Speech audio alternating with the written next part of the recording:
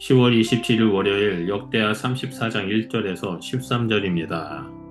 요시야는 8살의 어린 나이에 왕이 되었습니다. 그가 왕위에 오를 당시 나라는 이미 영적으로 무너져 있었습니다. 선대 왕들의 악행과 우상 숭배로 인해 하나님의 율법은 잊혀졌고 성전은 방치되었습니다. 백성의 마음은 하나님을 떠나 있었으며 예루살렘은 죄와 불순종으로 얼룩져 있었습니다.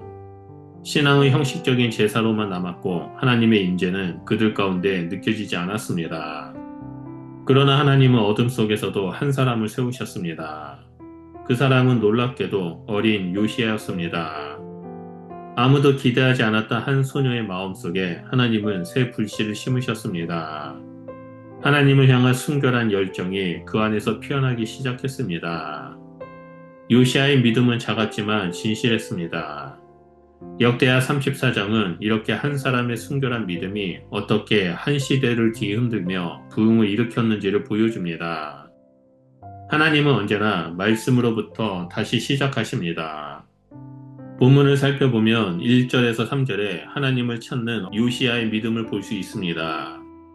요시야는 왕이 된 지 8회 되던 해, 곧 16살이 되었을 때 하나님을 찾기 시작했습니다. 그는 어린 나이였지만 하나님을 향한 갈망으로 가득했습니다. 세상의 힘이나 권력보다 하나님을 더 알고자 하는 열정이 그 안에 있었습니다. 요시야는 조상 다윗의 하나님을 찾았고 마음 중심에서 하나님을 경외했습니다. 여기서 하나님을 찾는다는 것은 단순히 머리로 하는 신앙이 아니라 삶으로 하나님을 구하고 하나님의 뜻을 따르는 것입니다. 요시야는 신앙을 정통으로 물려받은 것이 아니라 스스로 하나님을 인격적으로 만나고자 했습니다. 하나님은 그러한 어린 믿음을 귀하게 여기셨습니다. 하나님을 간절히 찾는 자는 반드시 만나게 된다라는 것을 볼 수 있습니다. 요시야의 어린 믿음은 작지만 방향이 올바랐습니다. 신앙의 성숙은 나이의 문제가 아니라 방향의 문제입니다. 요시야의 순수한 믿음이 훗날 유다 전역을 변화시키는 개혁의 불씨가 되었습니다. 하나님은 지금도 요시야처럼 작지만 진실한 믿음을 가진 사람을 통해 세상을 새롭게 하십니다. 둘째로 4절에서 7절에 우상을 제거하고 예배를 회복하는 것입니다. 요시야의 신앙은 머물러 있지만 않았습니다. 그는 마음속에서 결단했고 그 믿음을 행동으로 옮겼습니다. 요시야는 바알의 제단을 헐고 아세라의 목상을 불살랐으며 조각간 형상들을 산산히 부수었습니다. 그의 개혁은 철저하고 단호했습니다. 요시야는 수도 예루살렘뿐만 아니라 유다와 이스라엘 전역을 다니며 우상을 제거했습니다. 하나님을 대적하던 산당과 제단들이 그의 손에 의해 무너졌습니다. 이것은 단순한 정치개혁이 아니었습니다. 요시야는 하나님 앞에서 순결한 예배를 회복하고자 한 것입니다. 백성의 마음에 뿌리 내린 우상 숭배를 뽑아내기 위해서 단호한 결단이 필요했습니다. 하나님보다 더 사랑하는 것이 있다면 그것이 바로 우상입니다. 오늘 우리 삶 속에서도 돈, 명예, 사람의 인정, 편안함이 하나님보다 높아질 때 그것이 곧 현대의 우상입니다. 요시야의 개혁은 외적인 파괴를 넘어 영적인 회복이었습니다. 그는 예배를 다시 중심에 두었습니다. 진정한 개혁은 마음에서 시작됩니다. 예배가 회복될 때 하나님과의 관계가 살아납니다. 공동체의 부흥은 단지 제도를 고치는 것이 아니라 무너진 예배의 자리를 다시 세우는 것입니다. 요시야는 바로 그 일을 한 사람입니다. 마지막 세 번째로 8절에서 13절에 무너진 성전을 다시 세우는 것입니다. 요시야는 26살이 되었을 때 성전을 보수하기 시작했습니다. 오랜 세월 방치된 성전은 무너지고 더럽혀져 있었습니다. 그러나 그는 하나님의 집을 다시 거룩하게 세우기 위해 백성에게 헌금을 모으게 하고 그 일을 맡긴 신실한 일꾼들을 세웠습니다.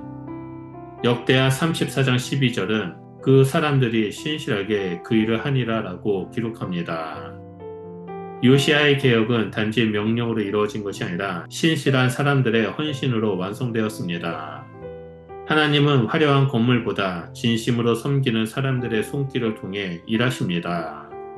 성전의 회복은 곧 마음의 회복이었습니다. 하나님은 무너진 건물보다 무너진 마음을 먼저 세우기를 원하십니다. 부흥은 언제나 신실한 손을 통해 이루어집니다. 요시야의 개혁은 함께한 사람들이 있었습니다.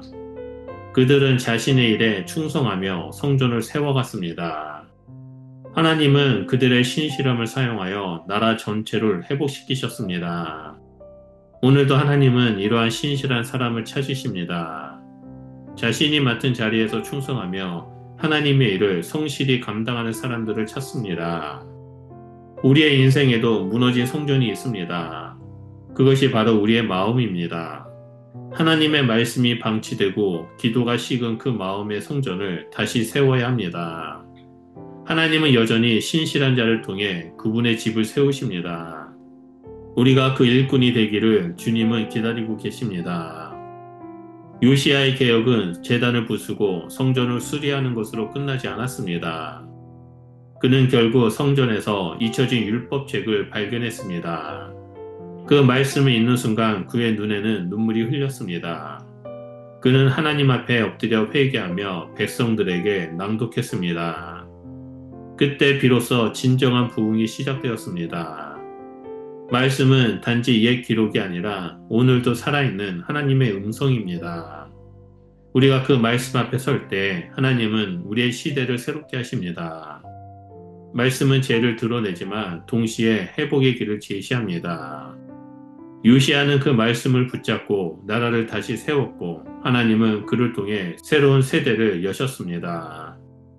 오늘 우리의 시대도 어둡고 혼란스럽지만 여전히 희망은 있습니다. 그 희망은 말씀으로 돌아올 때 시작됩니다. 우리의 가정, 교회, 공동체가 다시 말씀 중심으로 세워질 때 하나님은 무너진 곳마다 새 생명을 불어넣으십니다. 그러므로 하루하루를 살아갈 때 우리는 늘 말씀 앞에 서서 묵상하고 깨어있는 자가 되어야 합니다. 그렇게 말씀 앞에 서 있을 때 하나님은 우리를 통해서 일하실 것이라 믿습니다. 오늘도 그 말씀을 기억하며 늘 하나님과 동행하시길 예수 그리스도 이름으로 축원드립니다. 기도하겠습니다. 우리에게 말씀하시는 하나님, 요시야처럼 순결한 마음을 우리 가운데 허락하여 주시옵소서. 세상의 우상과 타협하지 않고 오직 말씀 앞에 서 있겠습니다.